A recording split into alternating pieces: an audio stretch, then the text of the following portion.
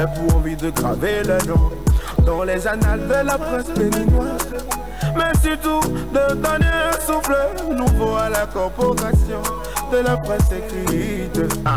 Créatif, innovant, dynamique et à la recherche de la bonne information. Ils ont donné vie chacun à leur manière. Au quotidien, le matinal qui aujourd'hui souffle une bougie. Carte sur table, c'est votre espace de radioscopie de l'actualité sociopolitique avec des personnalités de grande réputation. Carte sur table, c'est aussi une émission interactive qui vous permet de poser des questions à nos invités. Carte sur table, c'est tous les dimanches à partir de 9h sur la 88.6, sur nos plateformes digitales YouTube, groupe de presse Le Matinal et sur Facebook et Radio Océan 88.6 MHz. Océan FM, le défi continue. Carte sur table, c'est votre espace de radioscopie de l'actualité sociopolitique avec des personnalités de grande réputation. Carte sur table, c'est aussi une émission interactive qui vous permet de poser des questions à nos invités. Carte sur table, c'est tous les dimanches à partir de 9h sur la 88.6, sur nos plateformes digitales YouTube, groupe de presse Le Matinal et sur Facebook et Radio Océan 88.6 MHz. Océan FM, le défi continue. Bonjour à tous et merci de nous rejoindre dans cette émission hebdomadaire qui s'invite aujourd'hui dans l'univers médiatique béninois avec deux invités. Une fois n'est pas coutume, Carte sur table reçoit pour vous Basile Chibozo, président du PADEM Bénin, la plateforme des promoteurs et acteurs pour le développement des médias au Bénin, et puis Patrick Djossou, journaliste à la télévision national du Bénin, conseiller à l'ODEM, l'Observatoire de la déontologie et de l'éthique dans les médias, 9e mandature. Dans l'effervescence du 3 mai, journée consacrée à la liberté de la presse dans le monde entier, nous ferons un zoom sur l'état de la presse béninoise. Il s'agit d'un plateau de diagnostic clinique sur le métier de journaliste au Bénin, les contraintes liées à la collecte puis à la diffusion de l'information, les défis liés aussi à la viabilisation des entreprises de presse. La régie. Carte sur table, le débat. Basile Chibozo, bonjour. Bonjour, cher ami. Je l'annonçais donc il y a un instant, vous êtes le président du PADEM Bénin, la plateforme des promoteurs et acteurs pour le développement des médias au Bénin. Merci de répondre à mon invitation. C'est avec un plaisir que je suis là. Je retourne au tribunal des pairs avec Patrick Djossou. Bonjour. Oui, bonjour Joël.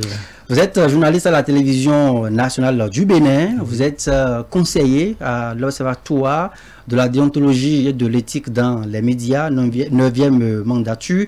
Je dois vous dire félicitations pour votre brillante élection. Oh, merci infiniment. Mais en fait, ce n'est pas une élection en tant que telle. C'est un cooptage. Oui, c'est un cooptage. Non, bon, enfin, on dépose les dossiers, il y a appel à candidature, on dépose, et puis il y a étude de dossiers avant qu'on ne... C'est la seule institution où, par rapport aux médias, où on dépose la candidature et il y a un choix par rapport à l'appel à la candidature. Il y a donc un parcours qui doit militer en votre faveur. Tout à fait. Il y a aussi des pairs qui doivent avoir un regard bienveillant sur le dossier, voilà. critère d'évaluation. Il y a toute une équipe qui étudie tous les dossiers. Donc, bon, voilà, c'est un honneur aussi. Alors, de toutes les façons, c'est un mérite d'avoir 2 années de la corporation que nous avons pris, nous autres plus jeunes, du plaisir à suivre depuis les bancs au collège. Maintenant, je me retrouve en position de vous poser des questions ce matin. C'est aussi un plaisir pour moi de vous recevoir. Plaisir partagé. Alors, nous allons commencer avec vous, Patrick Djossou, puisque vous êtes désormais à l'organe de régulation aussi, on va dire, un tribunal des pairs. Vous êtes habilité là maintenant à m'évaluer, moi, même si je suis en faute par rapport aux règles éthiques et déontologiques dans la corporation. Mais dites-moi d'abord, si on vous pose la question de nous proposer un tableau sur l'état de la presse au Bénin, depuis quelques temps maintenant, que diriez-vous? Depuis quelque temps, l'état de la presse n'est pas très reluisant. je dis pas très relisant, peut-être par euphémisme, je ne voudrais pas être pessimiste, mais pour la petite histoire, je dis à certains jeunes qui viennent me voir pour entrer dans la corporation, je leur dis, pas tout de suite. Et tout le monde dit, mais qu'est-ce que ça signifie? Vous êtes dans la presse? Je dis, non, pas tout de suite. Si vous voulez entrer dans la presse maintenant, il vaut mieux attendre quelques années, le temps que quelque chose puisse se passer, qu'on puisse sentir que c'est totalement assaini. Sinon, vous y entrez, on va vous considérer comme certains qui ne sont pas vraiment de la presse, mais qui sont en train de jouer aux journalistes et qui font que la corporation est de plus en plus considérée comme un ramasse-tout. Excusez l'expression. Je cherchais un mot qui ne soit pas trop dur, parce que la presse actuellement n'a pas bonne presse. Tout le monde se dit, les journalistes, ils sont, mais le qualificatif qui suit n'est plus bon, meilleur, très bon, excellent, ce n'est plus ce qualificatif. Et c'est gênant, extrêmement gênant. Pourquoi? La première chose, certains sont entrés dans la corporation en se disant que c'est une corporation qui enrichit. Donc ça, c'est déjà tout faux. Quand on dit on entre dans la presse pour être riche, c'est faux.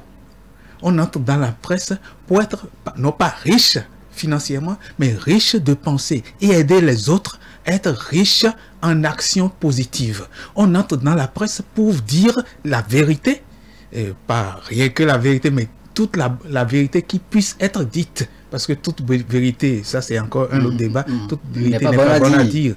Mais on entre dans la presse pour rendre les autres riches en pensée, riches en positivité, riches en bonnes actions. Et peut-être aussi riches de manière financière. Mais on n'entre pas pour s'enrichir soi-même. Donc sur les mobiles qui font l'entrée dans la corporation, il y a déjà mal donne. Il y a déjà mal donne. Donc quand ceux-là, ils viennent, ils se disent, je veux devenir riche. Comme parce qu'ils prennent certains qui ont pu réussir à être très riches dans la corporation. Ils se disent, avec ceux-là, comme ceux-là, je vais être riche. Mais ils ne savent pas qu'il y a eu un parcours que tous ceux-là ont fait. Donc, les plus jeunes entrent et veulent être riches, même automatiquement du jour au lendemain. Et là, c'est déjà tout faux. Mais, deuxième chose, la corporation a des soucis parce que ceux qui viennent dans la corporation ne prennent pas toujours les bons repères. Ils ne regardent pas toujours ceux qu'ils peuvent considérer comme des repères. Alors, qu'est-ce que vous appelez repères? Les repères, ce sont les personnes qui ont, c'est vrai, un parcours, mais un parcours correct.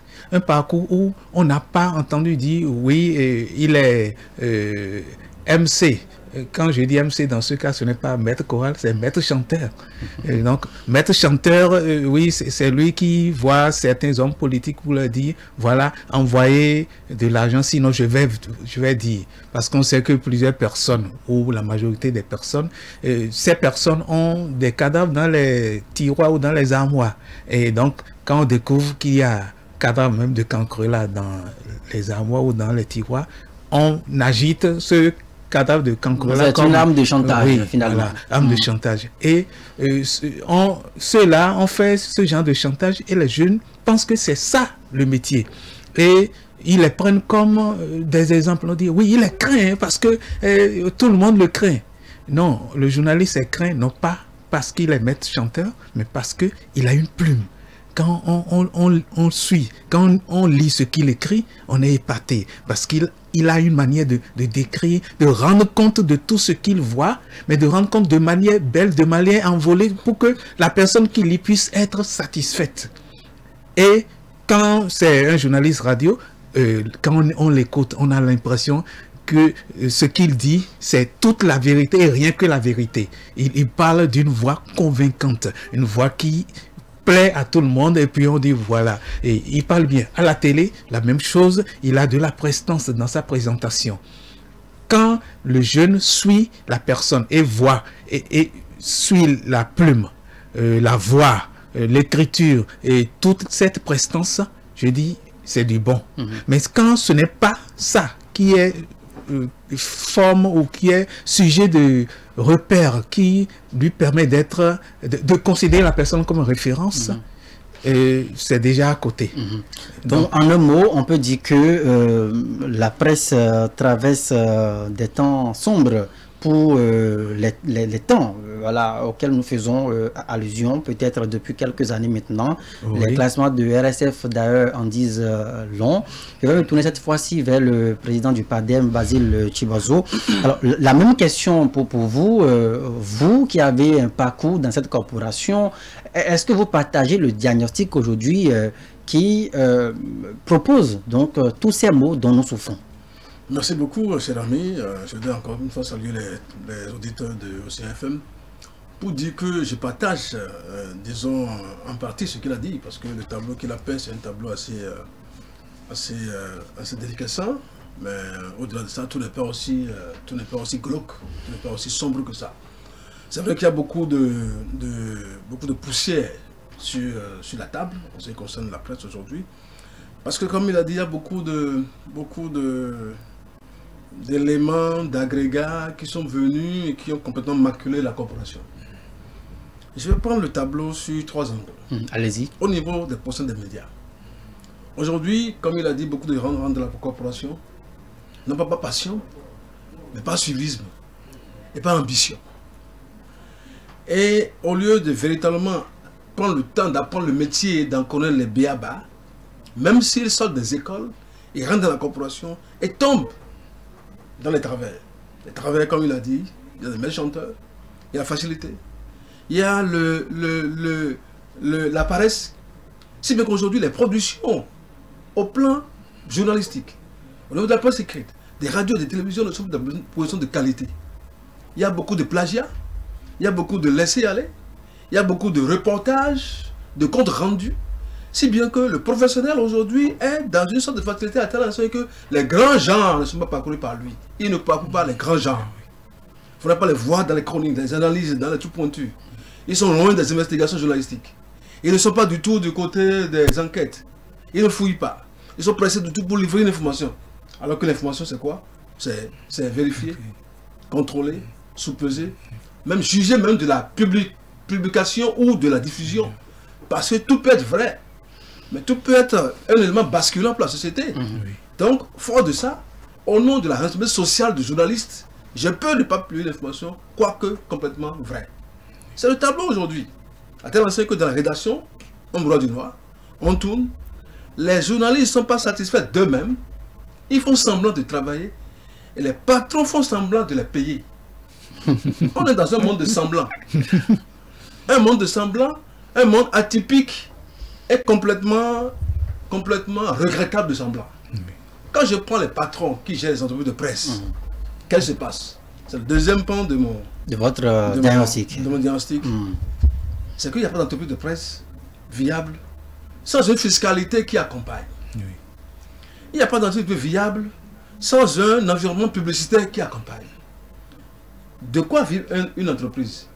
De publicité, d'abonnement et de contrats médias. Aujourd'hui, les contrats médias n'existent plus. Vraiment? La publicité n'existe plus. Les abonnements n'existent plus. Les contrats médias sont limités à une seule institution aujourd'hui dans la République. Parce que le plan gouvernemental, c'est une seule institution aujourd'hui qui fait le contrat média. Et quel contrat média encore?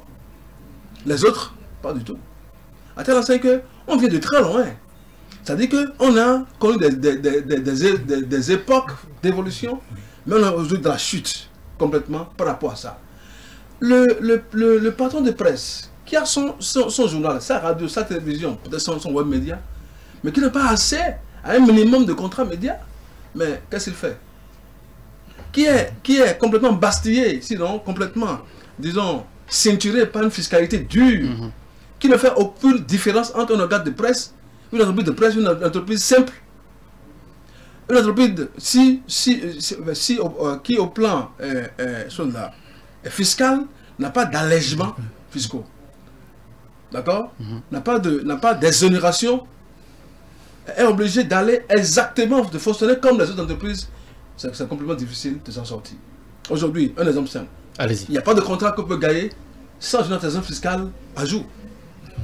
La déclaration fiscale est celle qu'on demande à toute autre entreprise qui n'est pas une entreprise de presse. Or, il est établi que quand on a une entreprise de presse, on a droit d'avoir, comme toute entreprise, la possibilité d'avoir des contrats. Ou alors on est un organe simple. La différence entre une entreprise de presse et un organe simple, c'est que dès lors que l'entreprise prend un registre de commerce, il devient une entreprise de presse. Et comme toute autre entreprise a le droit d'avoir des contrats médias, c'est une vérité absolue qu'il faut que nous disions aujourd'hui lors de la journée internationale de la liberté de la presse. Parce que beaucoup font d'amalgame et disent, tu crées ton organe, pourquoi est-ce que tu viens demander des contrats médias? C'est faux. Un organe simple, qui n'a pas pris un registre de commerce, est simple. Mais dès lors qu'il prend un registre de commerce, il devient une entreprise de presse. En cette matière, il a le droit d'avoir tout contrat média partout. Aujourd'hui, il n'y en a pas. Qu'est-ce qu'il fait? Il boit du noir, il paye comme il peut, fait contrat avec quelqu'un qui a un master en journalisme qui sort, mais il ne peut pas payer. La convention collective qui est appliquée en termes de salaire, il ne peut pas payer parce qu'il n'a pas le retour. Parce que justement, les patrons sont souvent aguichés sur cette question des salaires. Parce que sur ça, par exemple, est-ce que ce n'est pas parce que les patrons font semblant de payer les journalistes aussi que derrière, bon, ce dont parlait Patrick Diossou, on l'observe, il y a une crise du professionnalisme tout simplement. Non, c'est pas ça, c'est pas ça. Chacun doit jouer son rôle. C'est parce que le patron ne peut pas que moi je gomme ma technique, ma déontologie ou mon métier, non. Parce que le journaliste, quand il est bon, il est toujours sollicité, quel que soit le fa. Vous qui êtes là, au CFM, si vous êtes bon, et qu'on ne vous paie pas, vous pouvez aller ailleurs. Mais si vous êtes une croûte, excusez-moi le thème, mais personne ne vous prendra. Personne ne vous appellera. Est-ce que vous voyez? Donc ceci n'explique pas cela.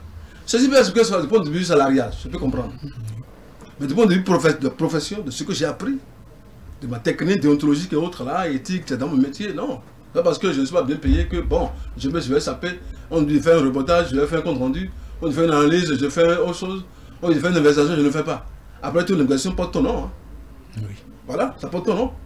Et ça te suit, parce que c'est ta profession ça. Tu vas le faire valoir dans d'autres organes ou au plan international quand tu seras sollicité. Donc, il ne faut pas, parce que la situation est ainsi, baisser la garde et ne pas jouer son rôle. Mais je ne dédonne pas les patrons de presse.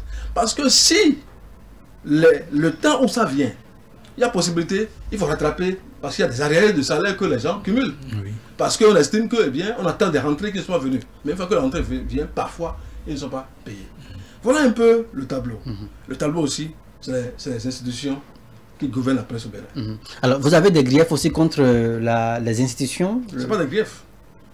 Je suis en train de faire une sorte d'évaluation de la question. Voilà. Ce n'est pas des griefs. Voilà. Je fais le point de ce qui se passe actuellement. L'état des lieux. L'état des lieux. État des lieux professionnels. État des lieux patron.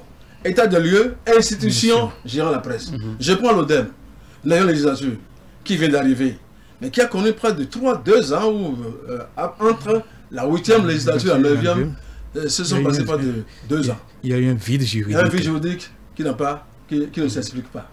Ça veut dire quoi? Il y a un certain nombre de sérieux que nous devons mettre dans ces institutions qui gèrent la presse. Donc ce sérieux n'existe pas. Le tableau à ce niveau-là, c'est qu'il y a beaucoup de balbutiements, il y a beaucoup de micmac, il y a beaucoup de choses qui ne viennent pas. Quand je prends le CNPA a des problèmes d'orientation et d'impact au niveau des patrons de presse. Quand je prends le BPMB, le poste des médias, qui est le syndicat des professionnels, il y a des problèmes. Voyez-vous? Donc, le tableau est décadent. Le tableau n'est pas reluisant. Et ça vous inquiète naturellement. On doit se battre pour que ça change. Justement, les balbutiements relevés par Basile Chibazoui il y a un instant dans le tissu associatif dans la corporation, puisque vous-même vous aviez pris fonction il y a quelques semaines maintenant. Comment on peut expliquer que les journalistes qui doivent en réalité être des modèles et pouvoir indiquer la voie, le chemin, en arrivent eux-mêmes à se tirer des balles dans les pieds? On peut l'expliquer de manière assez simple. C'est l'un des rares métiers, à part maintenant où il y a des écoles qui se développent, c'est l'un des rares métiers où au début on n'exigeait pas qu'il y ait le diplôme professionnel. Donc toute personne qui finit à l'université et qui parfois ne finit même pas à l'université pouvaient y aller. Mais les débuts, ceux qui ont commencé à aller à la presse sans avoir le diplôme professionnel de la presse, n'y allaient pas directement comme ça. On a connu le Héros. Ils sont passés par le Héros, ils sont passés par Radio Univers, ils sont passés par tout un système de radio, de journaux privés, Le Soleil.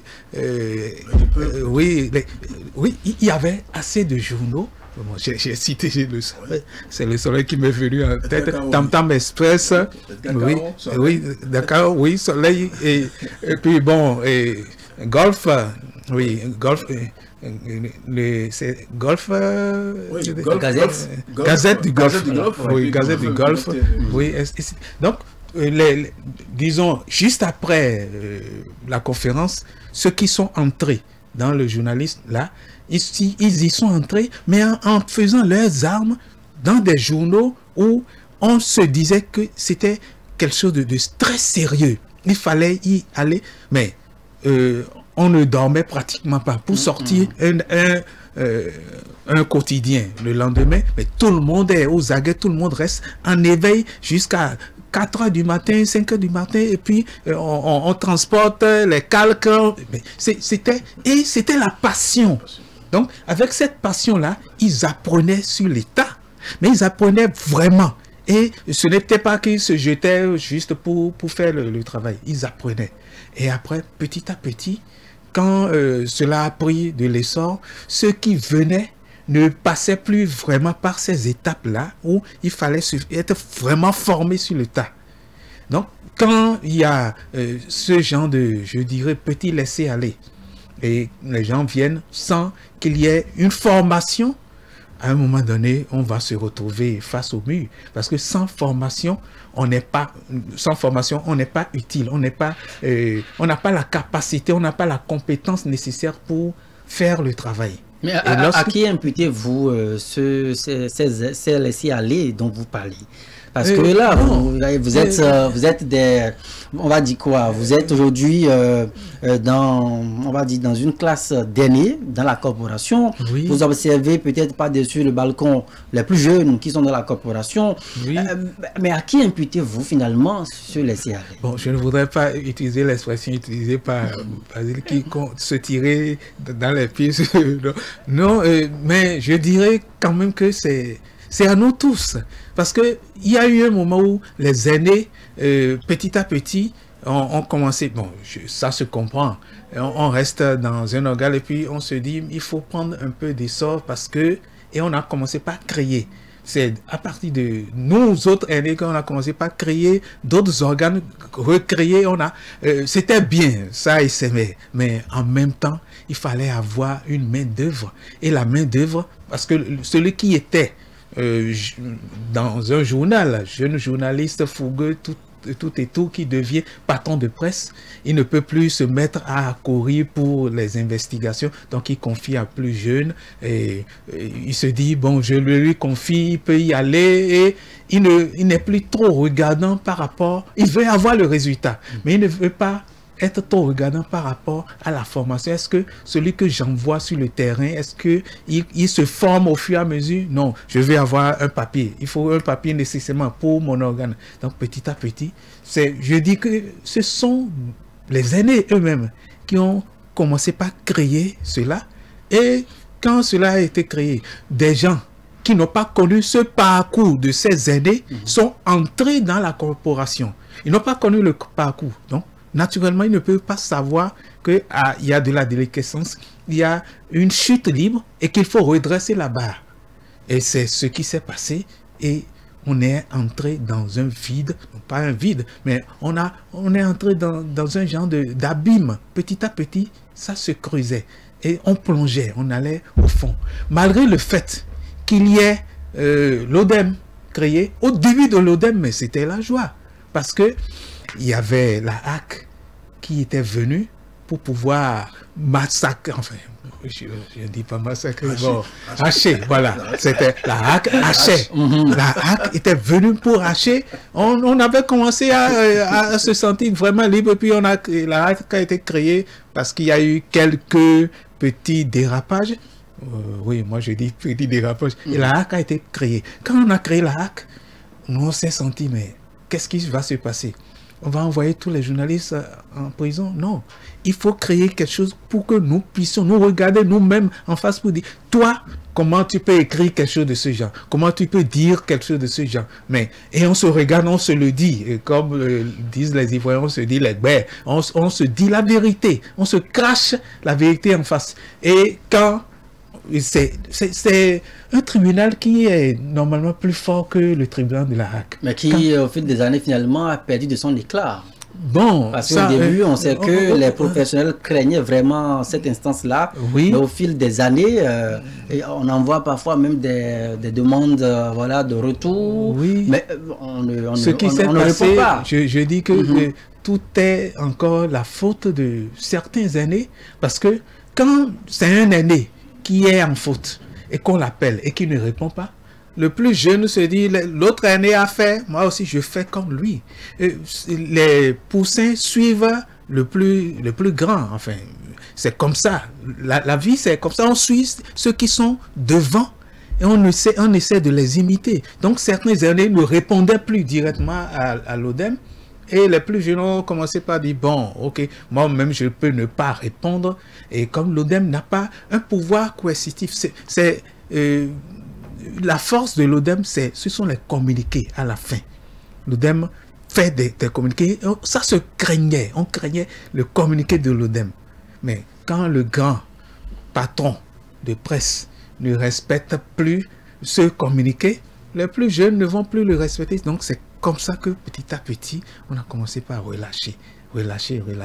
Et parallèlement, quand il y a ce genre de vide, certains en profitent. Ceux qui en profitent, ce sont les politiques. Donc la politique s'en est préoccupée. Et ça a donné ce que ça donne actuellement. Où tout le monde, soit on est du côté de la politique, soit on craint la politique et on se tait. Et c'est ça qui se passe actuellement. Parce qu'on n'a pas pu résister à l'envie de ne pas dire des bêtises. On n'a pas pu résister à l'envie de résister à l'ODEM. On n'a pas pu résister à l'envie de se dire, oui, moi aussi je suis de la presse, moi aussi, ça fait, je suis quand même là, ça fait 2 ans, ça fait 3 ans. On commence pas à comptabiliser les petites années en oubliant que les Basile sont là depuis les années 90. Voilà, c'est ça le problème. Je veux bien poser une question à Basile Chibozo, mais avant, je voudrais avoir votre avis sur ceci. Il y a un aîné, vous le connaissez très bien, vous le côtoyez, mais je me garde de citer son nom ici, qui a dit publiquement en 2019, nous étions... disons, dans une formation, il a dit que ce sont les journalistes eux-mêmes qui ont vendu leur âme aux politiciens et dès lors, la corporation est tombée. Est-ce que vous partagez cet avis? Oui, mais enfin, je viens de le dire d'une certaine manière. Bon, je ne dirais pas que c'est totalement vrai, mais le vide qu'il y a eu, le vide que certains n'ont pas pu respecter, ce qui est déjà de la corporation, a fait que les hommes politiques, ils ont profité de ce vide pour entrer dans la presse. Et y entrer, c'est quoi? C'est miser fort pour qu'on dise du mal de l'adversaire. Donc on donne de l'argent et puis l'adversaire est pourfendu. Et quand cela a commencé comme ça, évidemment, l'âme, on la vend tranquillement aux hommes politiques. Alors, mais c'est déjà... parce que nous-mêmes, entre nous, on n'a pas pu commencer, on n'a pas pu continuer à se dire la vérité entre hommes des médias. Alors, qu'est-ce qui s'est passé pour que les patrons, puisque ce ne sont pas forcément les journalistes directement la plupart du temps, mais qu'est-ce qui s'est passé pour que les patrons de presse, Basile Chibozo, aient à un moment donné nourri cette défiance-là vis-à-vis du tribunal des pairs, l'ODEM notamment? Bon, je ne dirais pas exactement tel qu'a dit Patrick, parce que il faut dire que la respectabilité de l'ODEM était quand même de mise jusqu'à la 6e septième législature. Oui. Ce qui s'est passé fondamentalement et qui faisait que l'ODEM était respecté, c'est que les communiqués finaux de l'ODEM créent des points en moins en ce qui concerne l'attribution de l'aide d'État à la presse. Oui, oui, il y a ça. Lorsque vous êtes condamné par l'ODEM, par la HAC, ça vous amène des points en moins au niveau de votre dossier quant à l'attribution de l'aide d'État à la presse. À tel enseigne que l'ODEM est craint et lorsque on t'appelle l'ODEM, tu réponds et tu te défends. Il faut tout faire pour qu'un communiqué ne vienne pas te frapper. Donc, on respecte l'ODEM, on y va, on respecte l'institution, etc., etc. Mais depuis que l'aide de l'État a été arrêtée, qui a été changée par le fonds, donc l'obligation de fonds n'étant pas encore de mise, l'aide de l'État, version ancienne étant supprimée, personne n'a plus l'obligation de respecter l'ODEM parce qu'on se dit, ben bon, écoute, il ne me sert plus à rien. Ce qui n'est pas normal.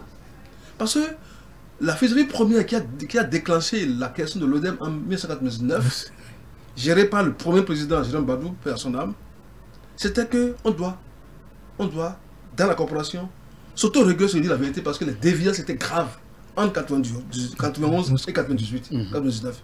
C'était, il y a eu trop de procès, en diffamation perdue. C'était plus grave que maintenant. Parce que, au-delà même, parce que la passion du journalisme, comme l'a dit dans les années 91, 93, c'était la passion. Oui. Quand vous êtes à l'université, on veut rentrer dans la presse. Le seul fait d'avoir ton papier dans un journal, tu es content de ça. Oui. Et tu te bats pour que ça soit ainsi. On ne se foutait pas mal des salaires. Aujourd'hui, les gens parlent de salaire, mais en notre temps, il n'y a pas de salaire. Non. Il n'y a même pas la convention collective qui puisse définir au moins psychologiquement un salaire que je peux percevoir parce que j'ai le bac, j'ai la licence, j'ai la maîtrise ou le master. Non, non, non, même pas. Donc on se débrouille à qui mieux. L'essentiel pour toi, c'est d'être dans un organe, d'être journaliste. On a dit la fierté. Et on avait des références. Tout journaliste audiovisuel voulait imiter un certain Isos Zizou, qui faisait la revue de presse. Ça a commencé par lui. Oui. On a vu de la télé, tout journaliste télé voulait imiter Frédéric Routondi, qui était à RC2, dans les années 87, 17, 18. C'était ça. C'était la passion. Aujourd'hui, il n'y en a plus, malheureusement.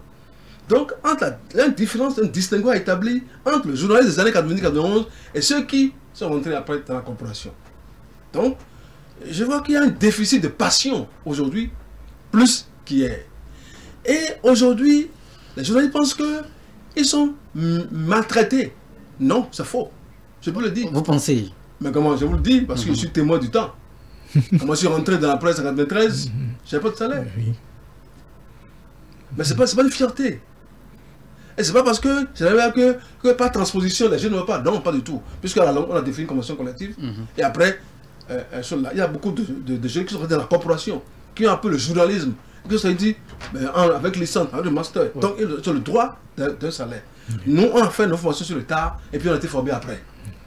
C'est vrai, on a été au CST, après on est revenu, etc. C'est ça. Donc, c'est pas la même chose. C'est pas la même génération. Mais c'est parce que nous, on n'avait pas été payés que je ne vais pas payer les gens. Non, ça n'a pas de sens. Il a parlé de ce que certains qui étaient très passionnés sont devenus des politiques. On est dans une maison qui appartient à M. Châteaucourt. Mais en ce temps, il y avait des plumes, cher ami. Il y avait des micros. Quand vous lisez Façon de voir dans le matinal, c'est signé Charles Truffaut. Vous avez envie de faire comme lui. Quand vous lisez Lacrymogène dans Fraternité de Malik Gomina, vous avez envie de faire comme lui. Quand vous lisez Aoto dans Le Progrès, ça c'est Édouard Legault. Quand vous lisez Cactus dans Fraternité, et dans Fraternité et dans l'Aurore, c'est un certain Basil Chimozo. Vous voyez, c'est qu'il y avait des plumes. Quand vous prenez Au Pilori, Fraternité, ça c'est Brice Oussou. Quand vous prenez Point Levé, Fraternité, ça c'est Clément Adéchian. Mais on avait l'engouement, il y avait des plumes, chers amis. Aujourd'hui, il n'y en a plus. Pas du tout. Est-ce qu'on va dire qu'il n'y en a plus? Est-ce qu'on va dire ça? Mais il y en a, mais pas depuis personne. Il y en a toujours. Les jeunes n'ont pas pu faire mieux que les aînés, c'est ça que vous voulez dire? Non, je n'ai pas dit ça. Il n'y a plus de perception des valeurs qui s'expriment aujourd'hui compte tenu de la fragilité de la corporation. en notre temps, il n'y a pas beaucoup d'organes. Voyez-vous? Et la plupart de ceux qui ont commencé, c'est eux qui ont fait l'université, le héros, les trucs là, sont rentrés, etc. etc. C'est-à-dire qui ont une maîtrise en droit, en géographie, un truc là, François Oudé, tout ça. C'est eux qui ont bâti la presse première. Mais on a essayé un héritage. Regardez bien. C'est la corporation qui a créé l'ODEP. C'est nous-mêmes, c'est notre génie qui a créé l'ODEP. C'est la corporation qui, en 2002, a dit, nous sommes trop éclectiques, allons en groupe. On a créé le PMB. En 2004, on a trop d'organes de presse. C'est pas bon. Allons au CNPA. C'est la corporation qui a réfléchi pour créer la maison des médias. C'est la corporation qui dit, mais maintenant, les formations, il y a trop de conneries. Allons formation diplômante. C'est la corporation qui a lancé les formations diplômantes. Avant que les écoles ne viennent après. Donc, rien n'a été... C'est-à-dire que la pierre qu'on jette ne doit pas être totalement jetée quand on a la lisibilité par rapport à l'histoire des médias dans le pays. Est-ce que vous voyez? Donc, tout ce que vous faites ici, siège au CFM, etc., c'est parce qu'on s'est battu pour la libération de l'espace audiovisuel. Sinon, au CFM n'existerait pas. Et il n'y a pas un certain Joël qui existerait en tant que journaliste ici. Ni les techniciens que nous avons. Donc ça, c'est la lutte successive qui a été menée par les aînés. Donc, je crois que c'est des choses que il faut que la génération sache pour savoir que rien, tout n'a pas été aussi mauvais que ça. Mais vous ne parlez pas aussi tout le temps de ces histoires. Non, depuis qu'on s'est fait créer, c'est maintenant qu'on m'invite ici. Bon, alors c'est un honneur pour moi de vous recevoir en priorité. Alors, Patrick Djossou, nous parlons de l'état de la presse au Bénin. Oui. Basile Chibazo a dit que tout n'est pas aussi mauvais. Il faut effectivement être d'accord avec lui. Les classements de Reporters sans frontières depuis une dizaine d'années déclassaient le Bénin. On chutait, mais on va dire fort heureusement, le dernier classement, on est remonté à plus de 9 places, il me semble. Oui, alors, 8 à 9 places. Oui, alors, est-ce que... 7 places plus précisément. Voilà, 7 places. Alors, est-ce que nous pouvons dire que ça y est, nous tenons le bon bout? Bon, je ne voudrais pas être pessimiste, être défaitiste non plus, mais je ne voudrais pas qu'on se bombe le torse pour dire oui, ça y est, non. Oui, il y a eu certaines, je dirais, certaines envolées qui ont permis à Reporters sans frontières de nous classer. Et je dis c'est positif. Parce que depuis le début de l'année jusqu'à ce jour, les prisons ne sont plus remplies de journalistes. Je ne dis pas qu'avant c'était rempli, mais c'est juste pour dire que petit à petit, on a senti qu'il n'y a plus cette... enfin, il y a eu un petit relâchement. Est-ce que je pourrais dire relâchement? Je cherche un mot qui puisse rendre compte du fait que les journalistes ont peut-être pris du recul à attaquer de front et attaquer de front sans se soucier de tout ce qu'il y a comme loi qui tourne autour de la presse et surtout les lois sur le numérique. C'est surtout cette loi qui frappe le plus actuellement. Donc les journalistes ont reculé, ils sont en train de prendre conscience que lorsqu'il y a une loi, il faut pouvoir la respecter. C'est ça que moi je fais comme analyse de ce qui s'est passé pour que... Est-ce que ce n'est pas forcément ce que vous décrivez, est-ce que ce n'est pas de l'autocensure? Et l'autocensure, on sait aussi que ça c'est nuisible pour l'expression de cette liberté de la presse. L'autocensure nuisible, non. L'autocensure est la meilleure arme pour permettre aux journalistes de faire correctement son travail. Parce que lorsque vous ne faites pas de l'autocensure, justement l'ODEM fait l'autorégulation, mais c'est ça, lorsque vous ne faites pas de l'autocensure, vous allez vous retrouver à être censuré durement par d'autres personnes. Lorsque vous avez votre habit, c'est l'expression qu'on utilise dans notre jargon, enfin dans notre patois au Bénin, lorsque votre habit, vous le prenez avec le petit doigt, celui qui est extérieur, une personne extérieure va prendre ça avec un bout de bâton, avec une perche. Lorsque vous ne prenez pas conscience que ce que vous faites, il y a des limites à ne pas franchir, la personne qui va vous taper sur les doigts ne va pas hésiter. Donc, on parle de plus en plus de ces restrictions imposées par les différentes lois, les récentes législations qui sont venues encadrer le métier. Oui. Est-ce que si le journaliste observe l'autocensure par crainte de représailles de ces différentes lois, est-ce qu'en ce moment on peut dire encore que c'est une forme d'autocensure bénéfique à la presse? C'est bénéfique à la presse dans la mesure où on n'aura pas à crier qu'un journaliste a été arrêté et que, suivant la loi, il n'y a pas à le défendre, on ne pourra pas le défendre. Parce que c'est une question de loi. La loi, c'est la loi. Qu'elle soit, excusez l'expression qu'on utilise parfois, qu'elle soit inique, loi inique, ou loi rétrograde, ou loi perverse, c'est la loi. Il faut suivre ce qui est loi dans un pays. Maintenant, lorsqu'on suit la loi et qu'on fait de l'autocensure, c'est bénéfique pour la presse parce que nous n'allons pas nous mettre, est-ce que même nous pouvons le faire actuellement? Il y a eu un temps où, lorsque on a eu des mouvements, on a fait même des marches, quand un journaliste a été bossé par un policier, on a fait une marche, voilà. Mais est-ce que actuellement on est même prêt à faire ce genre de marche? Combien de personnes ont en eux cette fougue pour aller défendre leurs collègues, leurs confrères? Combien de personnes? Et pourquoi justement ce flair, ce réflexe à un moment donné à fléchir? Ça fléchit parce que, moi, mon analyse, c'est qu'il y a eu des moments où certains se sont montrés très arrogants envers leurs confrères, envers leurs collègues. Vous parlez des journalistes eux-mêmes? Des journalistes eux-mêmes. Donc, ça a créé un genre de friction. Ce n'est plus... certains qui sont, par exemple, du service public, disent aux autres qui sont au privé, oui, nous, on est du service public, nous, on est en bonne place. Ceux qui sont du privé, les regardent chacun se regarde en chien de faïence. Il y a eu beaucoup de petites choses qui ont vicié l'atmosphère, à telle enseigne que les gens ne sont plus prêts à aller défendre leurs collègues, leurs confrères. C'est ça qui s'est passé. Parfois on s'en moque, hein. Oui. Parfois il faut le dire, puisque nous sommes sur une tribune de vérité, parfois on s'en moque.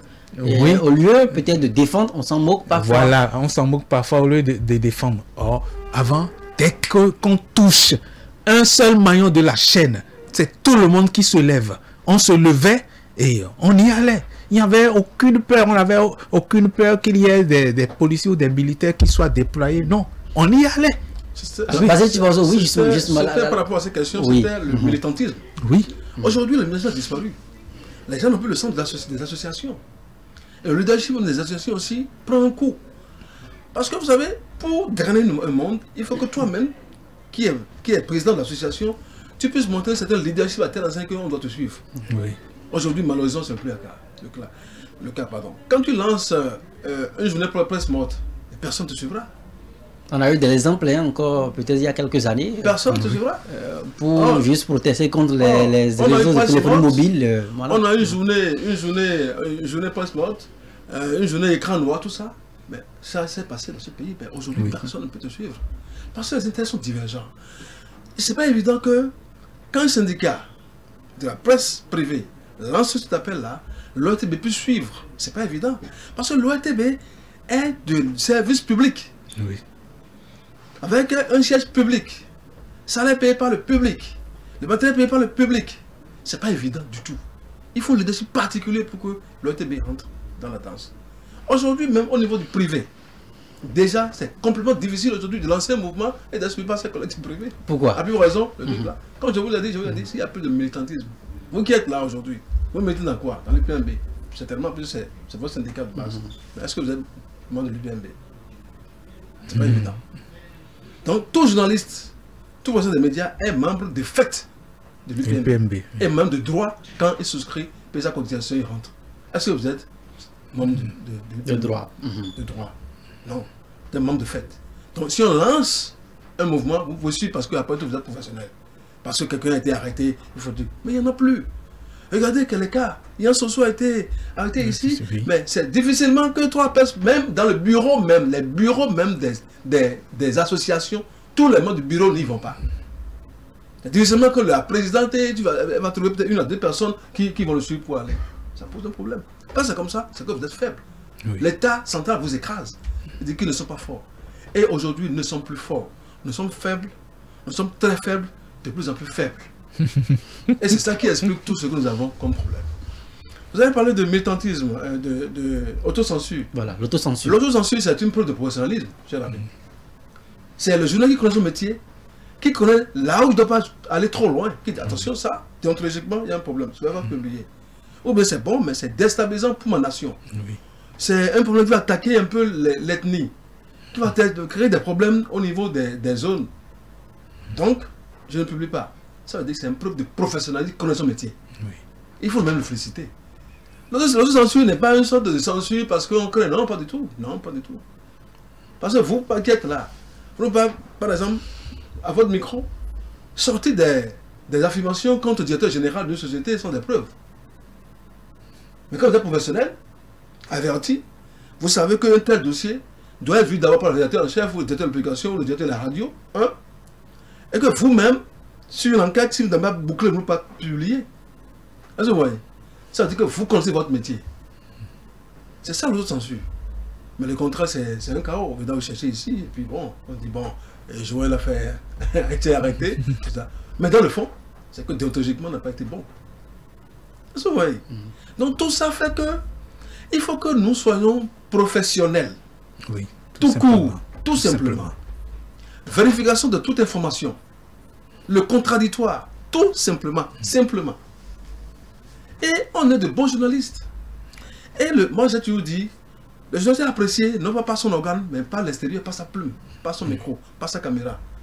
Et toutes les portes s'ouvrent. C'est comme ça. Dans les grandes démocraties, dans les grands pays, mais écoutez, lorsque Citroën c'est une voiture, par exemple, c'est les journalistes qui reçoivent d'abord, qui roulent. Oui. Oui, c'est comme ça. C'est comme ça. C'est comme ça toujours, jusqu'à aujourd'hui. C'est comme ça. Ça veut dire quoi? On a de la valeur. C'est nous-mêmes qui ne connaissons pas nos propres valeurs.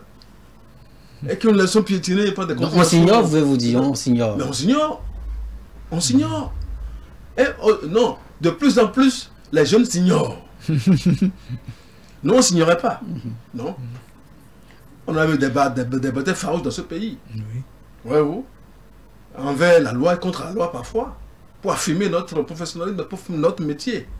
Moi, je me souviens des combats et puis qu'on a mené ici contre des hommes politiques qui ont voulu nous embastiller, etc. On ne cédait pas, tout le monde ne cédait pas. Tout le monde ne cédait pas du tout. Mais est-ce que le contexte, c'est un peu comme le disait Patrick, est le même? Parce qu'aujourd'hui, l'environnement a changé, les gouvernants de l'époque ont changé, la législation a évolué, on n'est plus forcément, disons, dans le même contexte qu'il y a 10 ans, il y a 15 ans, il y a 20 ans. Basile Tibazo, est-ce que nous pouvons continuer par dire que c'est toujours seulement une crise d'identité de la jeune génération? Non, je ne dis pas ça. Vous savez, bon, maintenant il y a beaucoup de lois. La loi sur le pays qui est venue, la loi portant contre le fond de la Convention. Mais même les manifestations publiques sont régulées, encadrées. Oui, c'est normal. Voilà. C'est normal. Parce que la carte de presse ne t'oblige pas à violer le cordon sécuritaire lorsqu'un chef d'État est en place. Ou quand un chef d'État étranger vient dans le pays. Ça, c'est totalement interdit, c'est théontologique. Beaucoup ne savent pas, ils pensent qu'ils ont tous les droits. Non, le journal n'a pas tous les droits. Le journal n'a pas tous les droits. Les journalistes, donc, ils m'en foutent. Non, non, c'est pas ça.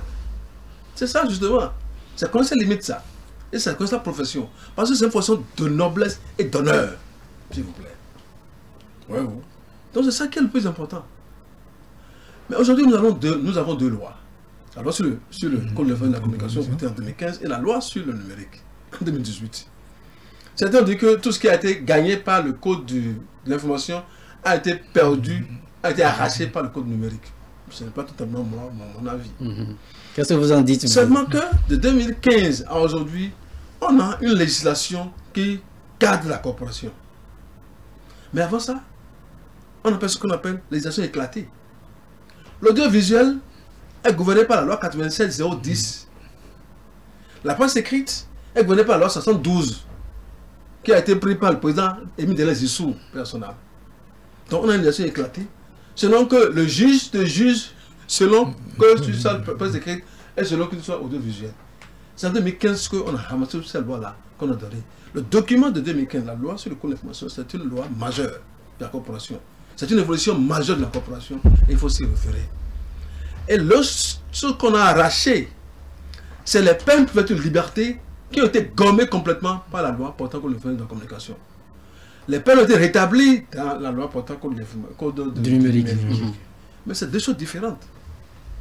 Et si vous voulez, je peux essayer de faire un schéma rapide. Oui, allez-y. J'ai suivi mon ami Patrick qui dit que non, vous savez, lorsque vous êtes journaliste et que vous produisez votre papier, votre article, etc., etc.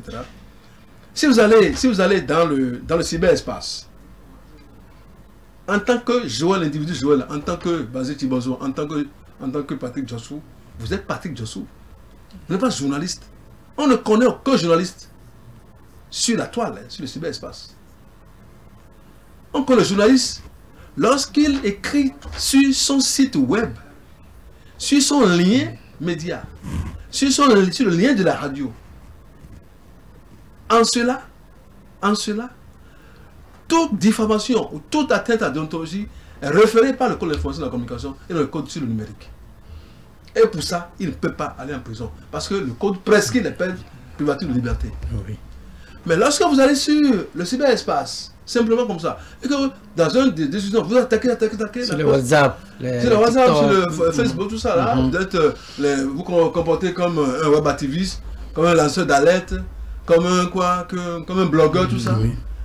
Alors que vous êtes à la base de journaliste, quand on vous prend, on ne prend pas le journaliste. On n'arrête pas le journaliste, on arrête le cyber. Le cyber. Web activiste. Le truc là, qui diffame quelqu'un sur le web, et c'est le code numérique qui le gère. Donc il y a une sorte de mélange de genres qui se fait. Tout à fait. En ce que le journaliste qui se va sur le truc là, une fois qu'il commet des impairs, il dit ah, vous voulez me sauver de la loi? Non.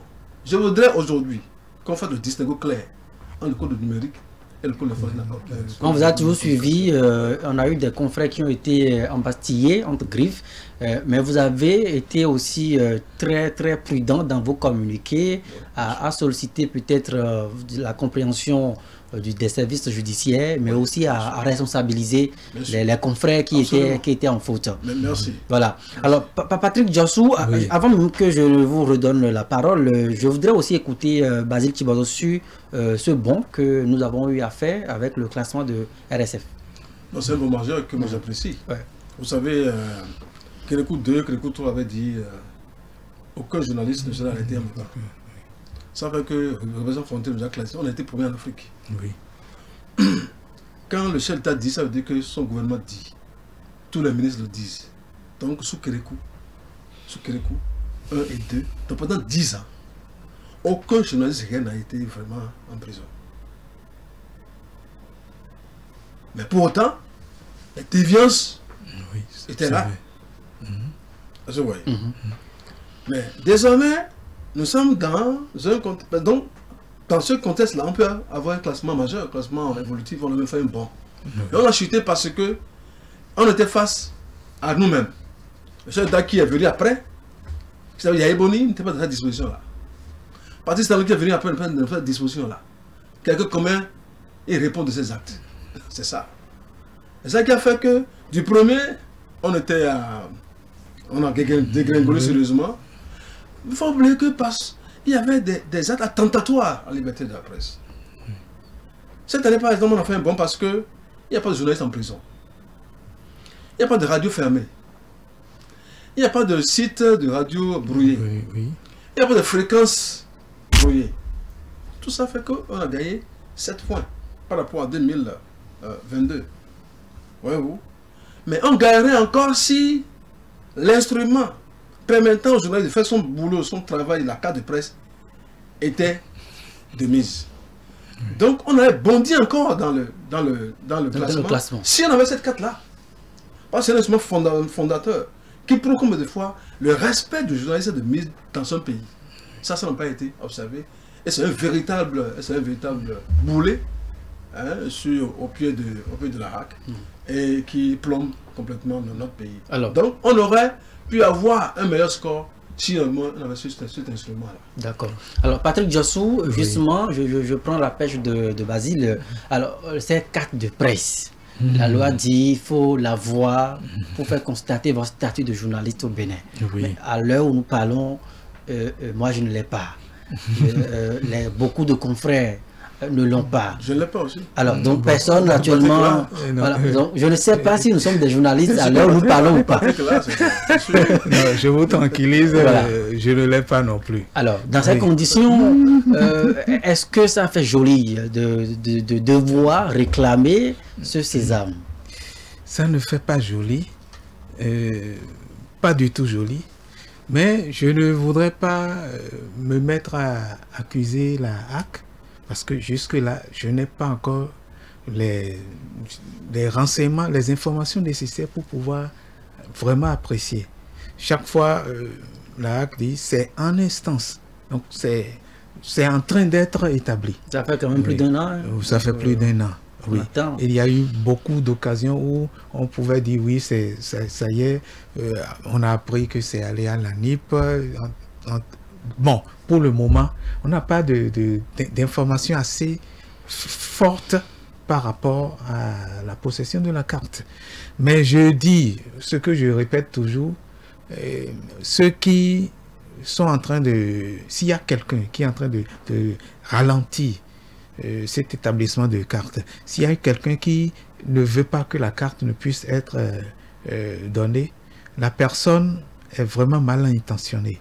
Parce que sans carte, on se sent comme pratiquement nu. Déjà que la carte de presse au Bénin n'avait pas encore de force, de grande force comme dans beaucoup d'autres pays. Je ne vais pas citer ces pays-là, mais il y a certains pays où, quand vous entendez dire ce qui se passe juste avec la possession de la carte, vous êtes ébloui, vous vous demandez, mais c'est quoi, nous on est hors planète ou bien c'est eux qui sont hors planète? Dans certains pays, lorsque vous avez une carte de presse, vous arrivez à n'importe quel endroit, les portes vous sont ouvertes, vous êtes même craint. Dès que vous brandissez la carte de presse, il y a du recul. Et même les pays qui sont collés à nous ont peur de la carte de presse. Mais au Bénin, il y a eu un moment où la carte n'était plus... c'était comme un objet simplement qu'on brandit. Et pour nous autres qui l'avons toujours accroché au cou, on nous regarde comme si bon, on était des saltimbanques, juste des farceurs qui veulent montrer qu'ils ont quelque chose au cou. Non, la carte, il faut qu'elle retrouve son aura. Il faut qu'elle retrouve sa noblesse. Mais avant qu'elle ne retrouve la noblesse, il faut qu'on l'ait. Mais on l'aura. Je sais que tôt ou tard, on l'aura. Mais en attendant, on peut continuer par faire la confusion. Et si un journaliste a des soucis actuellement, qu'est-ce qu'il fait? Je vous pose la question comme ça à vous deux. Qu'est-ce qu'il fait? Parce que devant le juge, il va falloir prouver qu'il est journaliste. Moi, je voudrais franchement regretter un peu cette histoire, cette absence de la carte. Je trouve que c'est une honte nationale. Parce qu'il n'est pas juste bon que toute une corporation, des milliers de professionnels des médias soient traînés de cette manière-là. La carte qui est un élément basique, élémentaire, qui a été réclamée, dont les gens ont déposé, la recueillent ont déposé chacun 5 000. Oui. Cette carte, brutalement, n'existe plus. La commission cadre de presse déontologie à la HAC a fini ses travaux. Ils ont publié les premières listes des éligibles. Et taratata, ils ont déposé le rapport à la HAC, au président de la HAC, pour les informations que j'ai. Il suffisait seulement de programmer ça lors d'une session et c'est validé. Ça va aller à la NIP. C'est cette étape-là qui est l'élément bloquant aujourd'hui. Et qu'est-ce qui peut expliquer ça?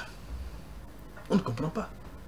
Mais ce que nous, en tant que professionnels, nous, en tant qu'acteurs des médias, nous tous, nous devons faire, c'est de demander à la HAC de sauter les goulots d'étranglement, de faire des propositions.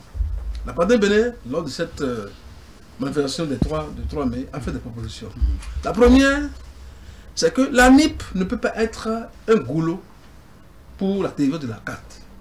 Parce que la décision d'aller à la NIP a été une décision qui a été prise unilatéralement par la RAC elle-même. Elle est juste, parce qu'il faut numériser la carte. C'est une bonne chose. Et rentrer les journalistes dans le fichier national, comme tous les autres documents aujourd'hui, c'est une bonne chose. Mais dès lors que ça pose un problème, il faut reculer.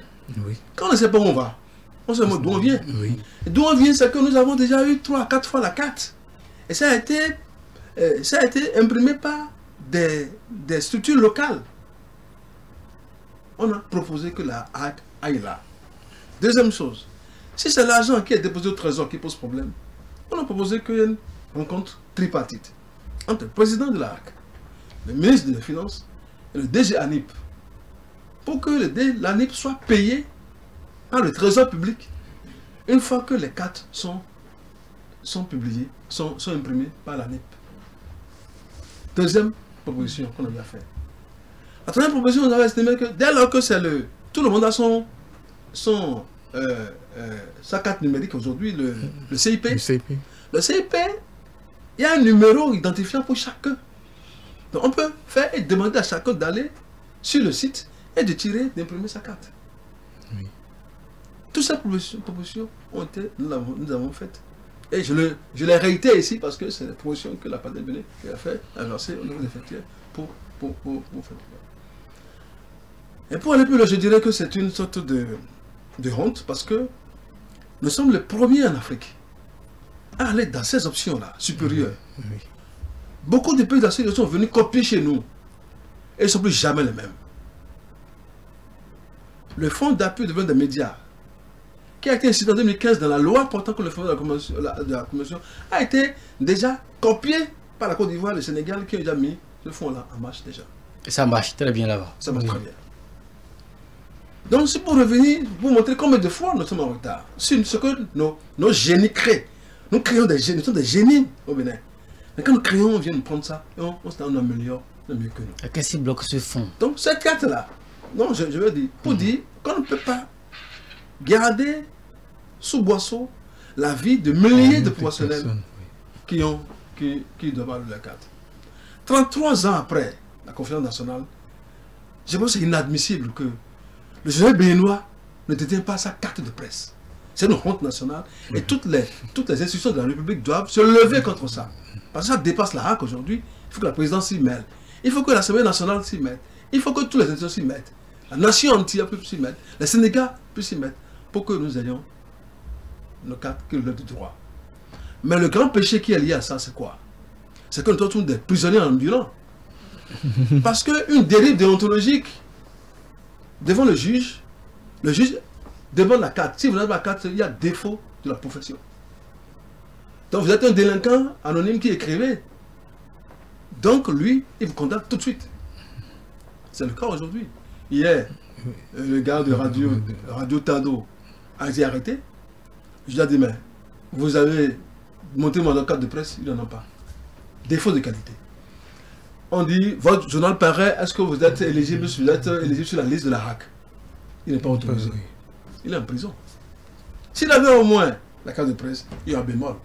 S'il y avait au moins la carte de presse, les associations allaient se mettre pour le défendre. C'est pourquoi il faut que nous sachions les combats que nous menons. Si nous défendons des gens qui ne sont pas habilités, qu'est-ce que le pouvoir va dire? Qu'est-ce que les juges vont dire? Mais c'est quelle corporation ça? Les gars n'est pas en règle, on le défend. Mais finalement, qu'est-ce que vous voulez? Est-ce que vous voyez? Donc la carte de presse, c'est fondamental, c'est fondamental, c'est basique, c'est élémentaire, c'est même trivial. Et c'est triste que dans un pays aussi élevé aujourd'hui, avec tous les paramètres, avec tous les défis que le chef de l'État est en train de relever aujourd'hui, avec le niveau où le Bénin est placé aujourd'hui, que l'absence de cet outil-là casse une bonne partie de la corporation et diminue le Bénin à la baisse. C'est triste. Et c'est pourquoi nous aurions pu faire un bond supplémentaire dans le classement de nos frontières si on avait cette carte-là. Donc moi j'en appelle, franchement, à la HAC, j'en appelle à ce que, eh bien, en termes de sursaut national, on puisse essayer d'avoir un peu cet outil-là, parce que c'est pas acceptable. Parce que les avantages ne sont même pas encore là. Mais est-ce que on a profité, ne serait-ce qu'une seule fois, de ces avantages? Non, justement. Voilà. Non, depuis 2013, il y a eu un décret voilà, qui a fixé les avantages et tout, mais est-ce qu'on en jouit? On n'en jouit pas, mais déjà, il faut avoir quelque chose d'en jouir. C'est vrai qu'on a eu, aujourd'hui par exemple, le combat qui se mène, c'est qu'on ne peut pas demander les avantages liés à la carte de presse sans avoir la carte de presse. Donc, il faut d'abord que nous l'ayons. L'ayons d'abord, et nous lançons maintenant dans l'autre revendication. Sinon, mais vous demandez quoi? On met les charrues avant les bœufs. C'est ça. Ça, sans doute. Voilà. Alors, Patrick Djassou, nous allons un peu évoluer dans cette émission. Il y a le chef de l'État qui a lancé, donc, a ouvert, on va le dire comme ça, les vannes pour la marche vers l'anoblissement de la corporation. Il y a des réformes qui sont annoncées. La haute autorité de l'audiovisuel de la communication est en pleine consultation, une large consultation, pourrait-on dire. Est-ce qu'à ce titre-là, déjà, au niveau de l'ODEM, vous venez d'arriver, certes, mais est-ce que vous y êtes impliqué? Pour le moment, on n'est pas totalement impliqué. Mais vous savez, comme le président Basile l'a dit tout à l'heure, il y a eu un vide juridique par rapport à l'ODEM. La 8e mandature avait fini depuis et pendant pratiquement 2 à 3 ans, l'ODEM n'a plus fonctionné. Il y a eu, c'est vrai, il y avait un vice-président qui est devenu président intérimaire, mais intérimaire par rapport à la loi, il n'était pas vraiment, je dirais, dans la crédibilité. Donc nous, la 9e législature, pas législature, voilà. La 9e mandature. Peut-être que vous irez prochainement au Parlement. Alors la 9e mandature a comme choix de lutter d'abord pour la crédibilité de l'ODEM.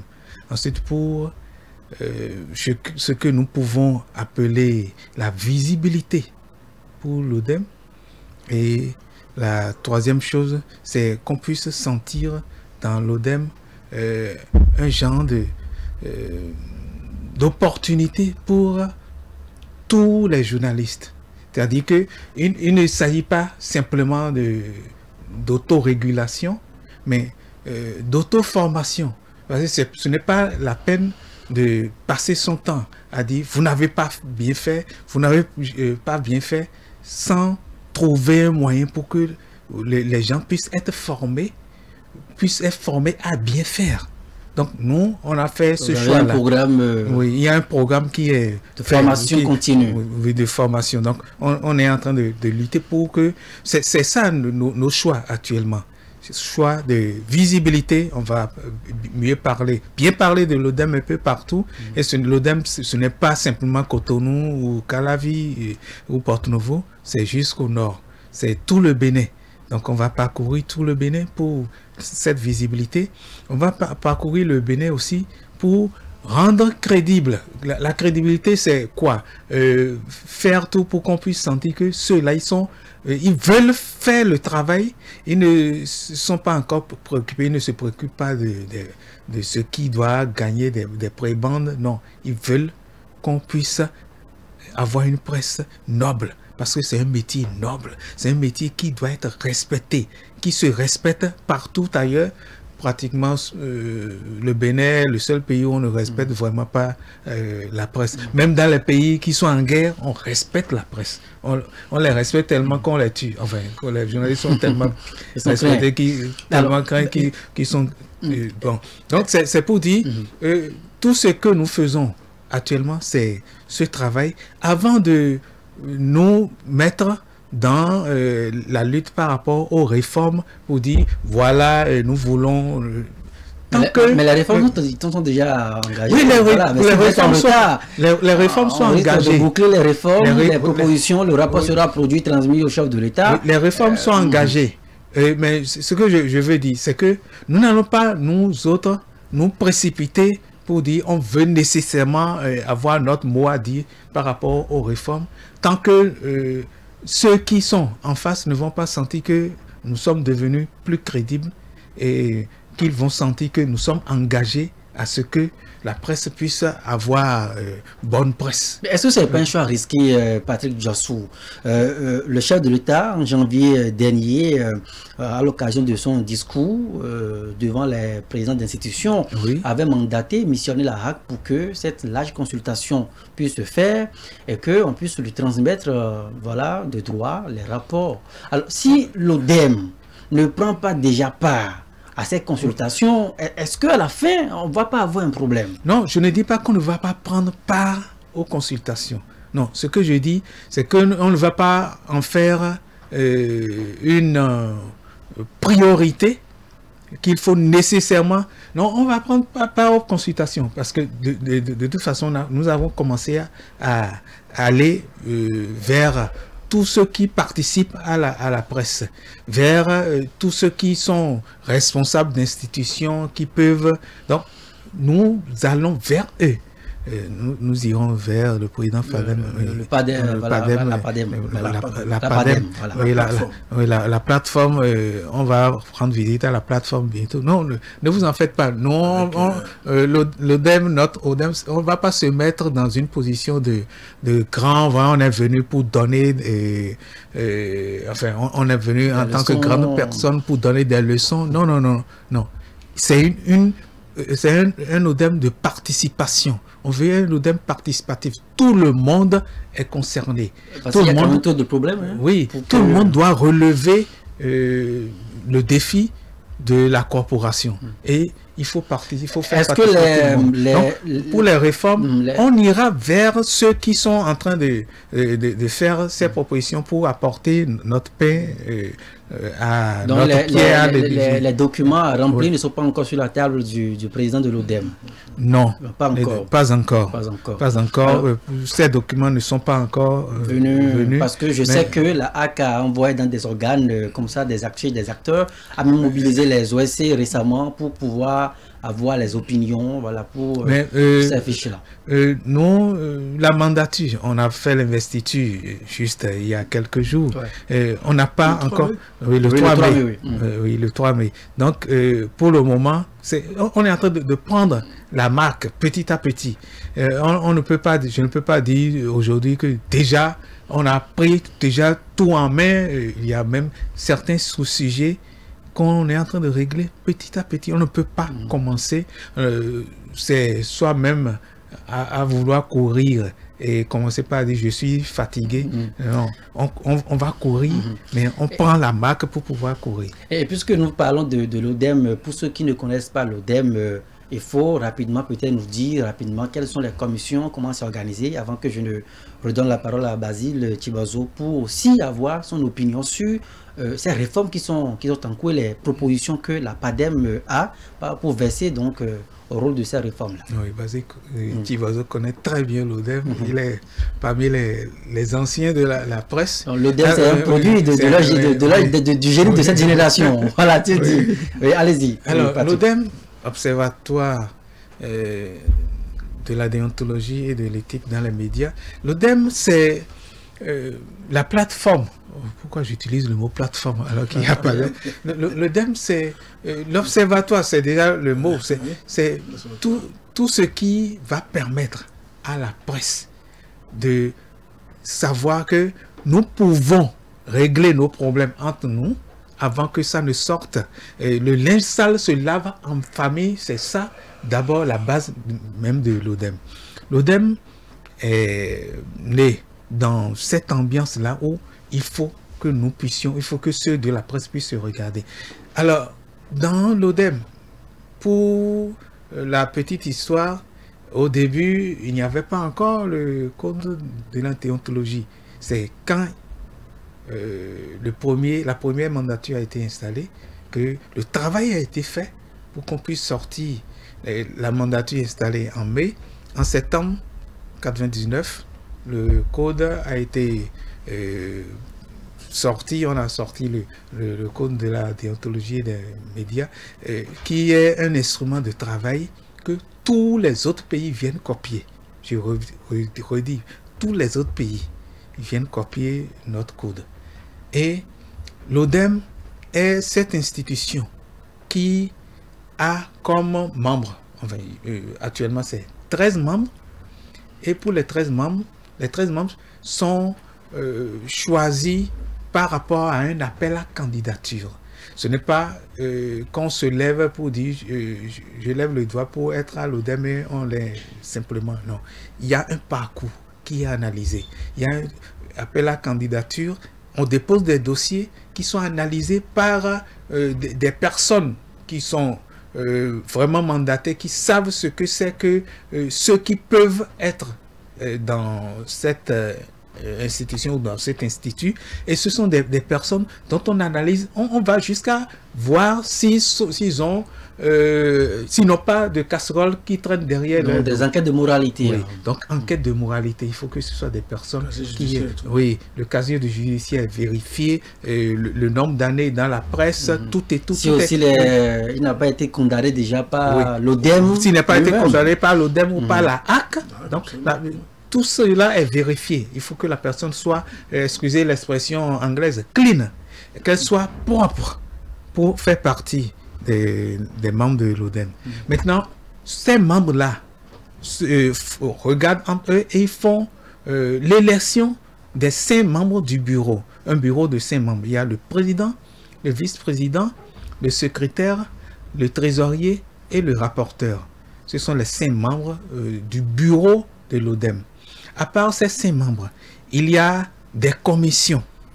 Et chaque commission dirige, je dirais, un média ou un médium dans les médias. Il y a la commission télévision, il y a la commission radio, il y a la commission presse écrite, et maintenant, il y a la commission journal en ligne ou tout ce qui est numérique. Oui, médias en ligne. Et pour ces commissions, il y a un président et il y a un membre, rapporteur, pour chacune de ces commissions. Voilà comment ça fonctionne. Et le travail de l'ODEM, on dépose des plaintes. Toute personne peut déposer des plaintes à l'ODEM. Toute, je dis bien, toute personne. Dès qu'il se sent agressé par un organe de presse ou par un journaliste. C'est pas seulement un organe, c'est tout l'ensemble. Mais pour le moment, l'ODEM s'occupe d'abord des organes de presse parce qu'on considère que le journaliste il est dans un organe. Non, ce n'est pas le journaliste qui est pris, personne n'intitule, c'est pas lui, simplement, c'est son organe qui est pris à partie. C'est l'application de l'organe. Voilà. Oui. C'est l'application qui a permis à ce que l'information soit diffusée. Alors, je me permets peut-être de verser cette réflexion aussi à l'ODEM. Il y a aussi de plus en plus de journalistes indépendants. Il faut aussi peut-être penser à instituer aussi, disons ça, pour s'occuper d'eux aussi. Parce que c'est l'organe, et s'il n'est pas dans un organe, qui répond de lui. Basile Chibazo disait, c'est le DP qui répond de lui, mais s'il n'est pas dans un organe, il faudrait que l'ODEM aussi puisse avoir un regard sur il faut qu'il publie dans un organe. S'il publie dans un organe, c'est l'organe qui est pris en compte. Qui est pris en charge. Oui. Ils sont nombreux, enfin, qui, même depuis le départ, ont été toujours freelance. Qui écrivent dans des organes. Oui. D'accord. Le pégiste, oui. Mais c'est l'organe qui est pris. Avec le directeur de publication, le directeur de la radio, de la télé. Alors, le président de la PADEM est avec nous. Ce qui nous intéresse sans doute dans la corporation, ce sont ces réformes. Vous avez eu à maintes reprises à interagir avec ceux qui s'occupent de cette affaire. Nous voulons vous écouter. Qu'est-ce qu'on doit faire après ce état des lieux qui n'est pas du tout reluisant? Qu'est-ce qu'on doit faire pour que ces réformes, une fois consommées, puissent anoblir vraiment la profession? Merci beaucoup. Avant que je n'arrive là, je dois dire un mot par rapport à l'ODEM. Oui. Pour dire que le défi de l'ODEM aujourd'hui, c'est le défi du numérique. L'ODEM a été taillé pour réguler la presse écrite. Et puis après l'audiovisuel. Oui. Et aujourd'hui, le défi qui incombe à l'ODEM, c'est le défi du numérique. Ça implique quoi? Ça implique la modification des tests de l'ODEM. Donc l'un des premiers chantiers à attaquer, c'est ça. Et l'ODEM étant un bras technique des fêtières, parce que c'est les patrons, les professionnels qui font l'ODEM. Oui. Le CNPA, UPMB, qui font l'ODEM. Donc c'est la base technique, c'est comme la même des médias. D'où le fait que même s'il y a réforme, l'ODEN ne peut pas, en tant qu'institution, aller directement verser au niveau, soit le président de la HAC, mais doit passer par l'Assemblée spéciale. Donc CNPA et UPNB, qui se regarde en Assemblée spéciale. Donc c'est juste cet élément que je voulais apporter pour parler des réformes. Moi je pense que, vous savez, vous avez dit les réformes qui sont imparables, qui ne doivent pas souffrir d'aucun balbutiement. C'est ça. Oui. Qui ne doit pas faire l'objet de rejet par peut-être l'autorité supérieure. Moi, je pense qu'il faut aller au niveau de ce qui relève de la loi. La réforme que déjà la loi a eu déjà à mettre en relief, il faut que le respect des réformes au titre de la loi soit la mise. Oui. Parce que ce qui est inattaquable, c'est ce qui relève de la loi. Oui. Les cliquetis, les indignations, les impérities émotionnelles ne marchent pas. C'est pourquoi j'ai vu beaucoup de propositions, beaucoup de positions, beaucoup de trucs, mais qui relèvent seulement de l'émotion. Non, je crois que Senghor a dit, hein, et je parle sur le truc, hein, la raison aliène, le noir émotion. Le noir aime trop l'émotion. Il faut laisser l'émotion, il faut aller au rationnel. C'est le code de la communication qui dit deux choses. L'article 39 et l'article 42. L'article 39 dit qu'il a créé en République du Bénin un fonds nommé Fonds d'appui au développement des médias. Ce fonds est dirigé par 5 membres, 3 professionnels, un membre de la HAC qui en tient la présidence et un membre du ministère de la Communication. Mais c'est ce fonds qui nous permettra de lancer les grands projets structurels de la corporation. Donc toute réforme qui va dans ce sens-là ne peut que marcher. Parce que c'est la loi qui le stipule déjà. Et ce fonds-là, qui doit être doté de plusieurs milliards, parce que c'est le minimum, c'est plusieurs milliards, parce qu'on l'attend depuis 2015, va permettre de lancer des projets structurels de la corporation. Aujourd'hui, il n'y a pas de régime publicitaire au Bénin. Non.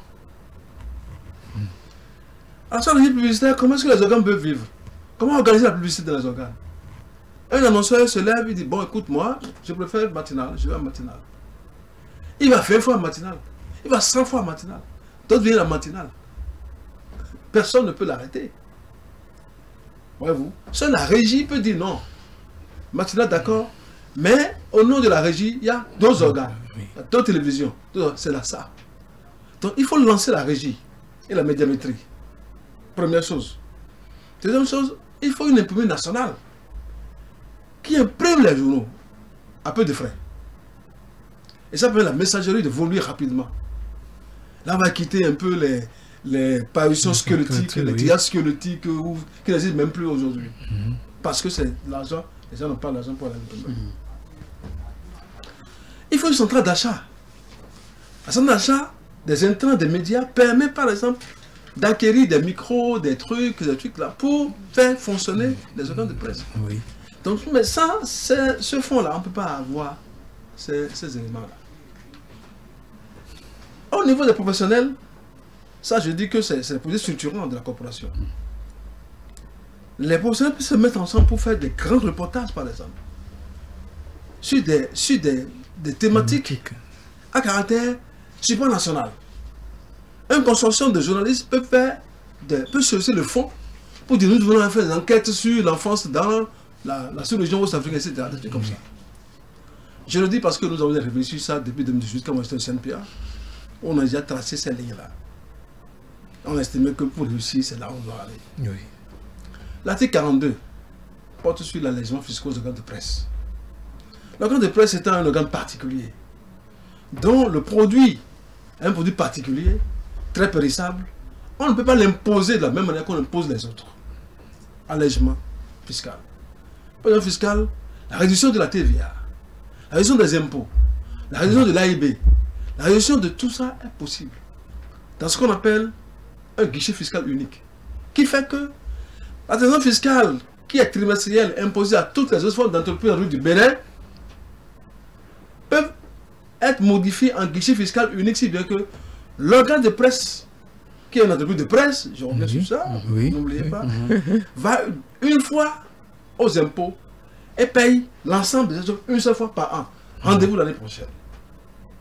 Donc toutes ces taxes réduites se mettent en guichet unique, en guichet synthétique, et puis payent une seule fois. Ça fait l'année prochaine. Là, ça prouve qu'il est différent. Et là, on respecte la loi. Toute réforme qui va dans ce sens-là permettra véritablement au chef de l'État de ne pas beaucoup hésiter, pas beaucoup titiller pour valider cela. Mais quand on rentre dans des travers, dans des trucs, je crois qu'il y a un problème parce que j'attends que les gens disent qu'il faut la hack, il faut des suppléants, machin, au conseiller la hack, tout ça. Bon, bref, c'est ce qui peut arriver parce qu'aujourd'hui, on a un cas. La dame, la vice-présidente est partie à la parente, oui. Il n'y a pas un suppléant. Oui. Suppléant les tests sont restés muets. Oui. Alors, normalement, on doit faire procéder à une élection et la remplacer. C'était le cas, par exemple, avec Clémentine Lecono, qui a remplacé les choses là, et Clément Rotin, qui était décédé en ce moment.